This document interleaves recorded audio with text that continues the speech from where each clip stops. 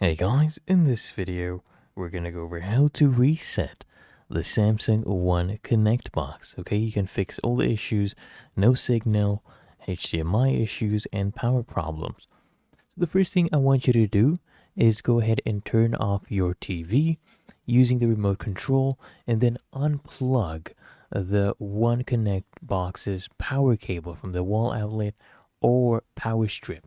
Okay, and you can go ahead and unplug the one cable connect cable from both the One Connect box and the back of the TV. So unplug both sides and just be very gentle with this cable because it's proprietary and it can be easily damaged by bending or pulling too hard. And then you just wait for at least 2 to 3 minutes. What this does, it allows any residual power to drain from the capacitors in both the TV and the One Connect box.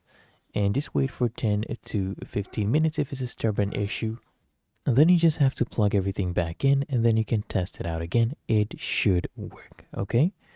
So that's how you do the reset. If you found this video helpful, make sure you smash that like button and subscribe to the channel.